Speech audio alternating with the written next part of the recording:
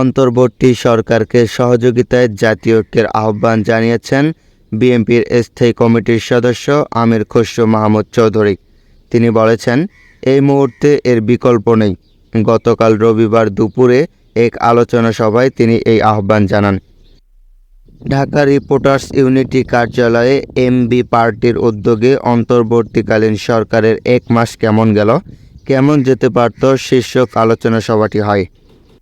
আমির খসরু মাহমুদ চৌধুরী বলেন, সরকারকে ঐক্যবদ্ধভাবে জাতীয় ঐক্যের মাধ্যমে সমর্থন করে সংস্কারের কাজগুলো সম্পূর্ণ করার সুযোগ দিতে হবে।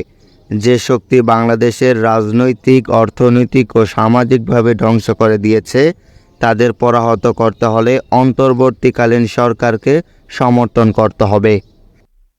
বিএনপির এই নেতা বলেন, বাংলাদেশের জনসংখ্যার 65% বয়স হচ্ছে 35 বছরের নিচে। 35 বছরের নিচে এই জনসংখ্যা কী ভাবছে, তাদের প্রত্যাশা কী, তাদের আকাঙ্ক্ষা কী, এটা আমরা যারা রাজনীতি করি আমাদেরকে বুঝতে হবে। এটা যারা বুঝবে না, আমি দুঃখের সঙ্গে বলছি, আগামী দিনের রাজনীতির প্রেক্ষাপটে তাদের জন্য খুব বেশি জায়গা থাকবে বলে আমি মনে করি না।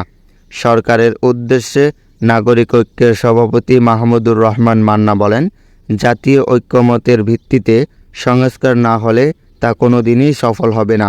শত শত প্রস্তাব আসবে, কিন্তু সরকারকে ঠিক করতে হবে এই সময়ে দেশ ও জনগণের মৌলিক প্রয়োজন কী। সেটা নির্ধারণ না করলে সঠিকভাবে আপনারা আগাতে পারবেন না।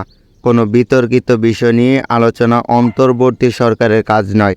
অন্তর্বর্তী সরকারের দ্রুত রাষ্ট্র সংস্কারের রোডম্যাপ প্রকাশের দাবি জানান বিপ্লবী ওয়ার্কার্স পার্টির সভাপতি সাইফুল হক।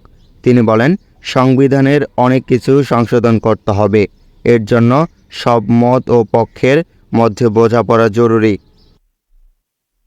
সরকার কী কী গুরুত্বপূর্ণ কাজ করবে, কী কী সংস্কার করবে তা প্রকাশ করতে হবে। গণসংহতি আন্দোলনের প্রধান সমন্বয়কারী জোনায়েদ সাকি বলেন, প্রয়োজনীয় পদক্ষেপ গ্রহণে সরকারের দ্বিধা ও ধীরগতি জনগণের আশাভঙ্গের কারণ হতে পারে।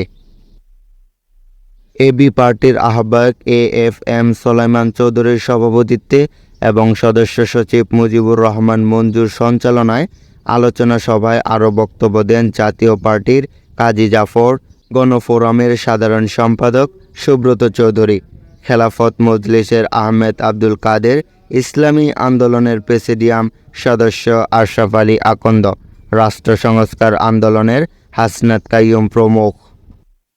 Mohammad Moniruzzaman, BP news.